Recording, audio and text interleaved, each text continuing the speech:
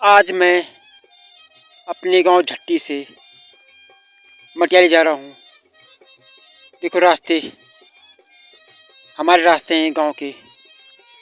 कभी हम इन रास्तों पे स्कूल जाते थे, लेकिन आज पूरी घास जम चुकी है। देखो आजकल बरसात में चारों ओर हरियाली हरियाली,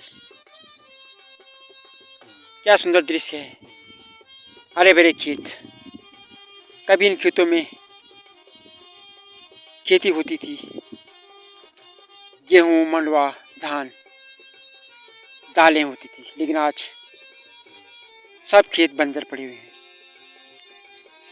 देखो रास्ते कितने संकरे हैं, चौड़ाई कम हो गई क्योंकि दोनों ओर घास जम चुकी है।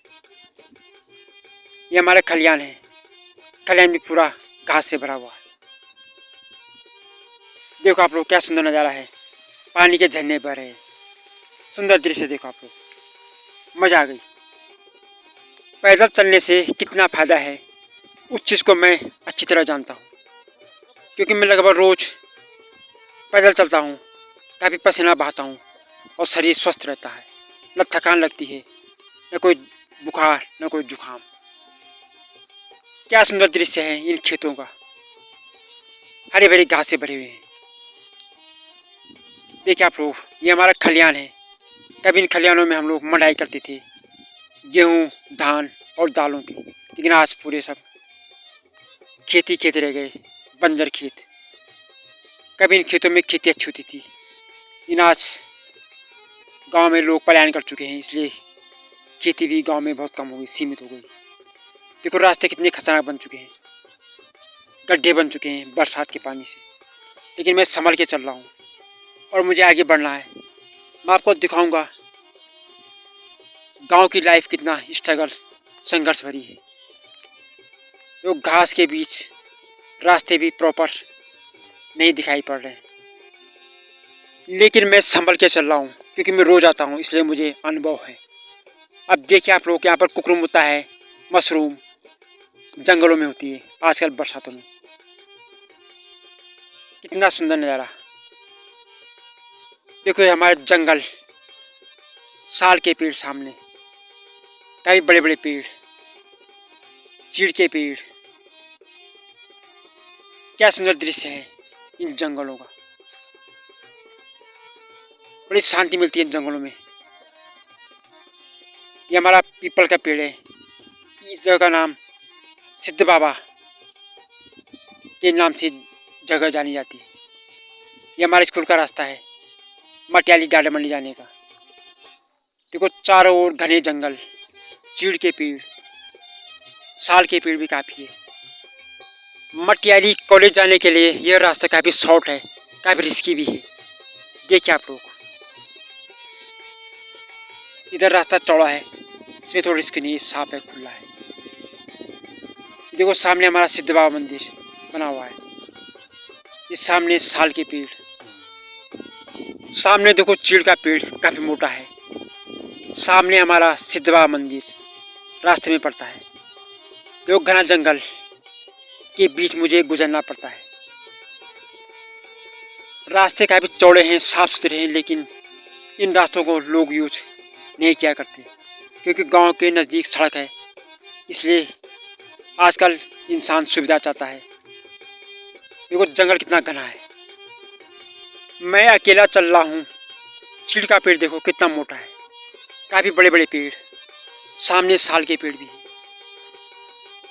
क्या सुंदर दृश्य। लेकिन इन रास्तों का महत्व ना के बराबर हो गया, क्योंकि लोग आजकल कोई पैदल चलता नहीं, सब गाड़ी के रास्ते जाते हैं।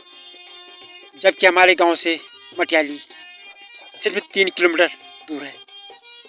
पहले हम लोग स्कूल पढ़ा करते थे,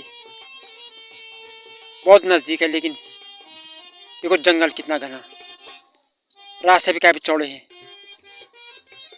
अगर इंसान स्वस्थ रहना चाहता है तो पैदल चलना काफ़ी आवश्यक है। कितना बड़ा पेड़ है चीड़ का, कम से कम 50-60 फीट ऊंचा पेड़ चीड़ का। अब मैं आगे बढ़ रहा हूँ, मैं धीरे धीरे आगे बढ़ चुका हूँ। पहाड़ों के रास्ते जिगजैग होते हैं, टेढ़े मेढ़े होते हैं, इन पर बड़ा संभल के चलना पड़ता है। और आजकल बरसात भी है, रास्ते में गड्ढे बने हुए हैं, लेकिन मैं संभल के चल रहा हूँ। मैं आपको दिखा रहा हूँ अपनी जीवनचर्या। मैं रोज़ पैदल चलता हूँ। मैं आपको पहले भी बता चुका हूँ कि मैं काफ़ी पैदल चलता हूँ। देखो रास्ते कैसे रास्ते हैं, देखो आप लोग। ये सामने बरगद का पेड़ है, काफ़ी बड़ा पेड़। जंगलों में काफ़ी बड़े बड़े पेड़ हैं, लंबे लंबे पेड़, काफ़ी मोटे पेड़। देखो नज़ारा। मैं आपको दिखा रहा हूँ पैदल मार्ग अपने गांव झट्टी से। दुगोटा ब्लॉक के अंतर्गत गांव झट्टी आता है, डिस्ट्रिक्ट पौड़ी है। इन रास्तों पर चलना इतना आसान नहीं, लेकिन मुझे प्रैक्टिस है और मैं डेली चलता हूँ। मुझे काफ़ी हैबिट है चलने की। घने जंगलों के बीच बड़ा आनंद आता है। इन पेड़ों से हमें कुछ सीखने को मिलता है। सब पेड़ मिलजुल कर रहते हैं, छोटा पेड़ हो बड़ा पेड़ हो, कभी लड़ते झगड़ते नहीं हैं। लेकिन इंसान लड़ता रहता है, झगड़ता रहता है बिना वजह ही। देखो मैं आगे बढ़ रहा हूँ। इन रास्तों पे गड्ढे भी हैं, लेकिन मैं संभल के चल रहा हूँ, क्योंकि मेरा रोज़ का रूटीन है पैदल चलना। कम से कम 10 से 15 किलोमीटर पैदल चलता हूँ, इससे ज़्यादा भी चलता हूँ। देखो रास्ते कितने खतरनाक स्थिति में है। अगर कोई फिसल गया तो चोट भी लग सकती है, लेकिन मैं बड़ा संभल के चलता हूँ। घने जंगल, चीड़, साल और अन्य छोटे छोटे वृक्ष, सभी अच्छे वृक्ष, हरे भरे पेड़।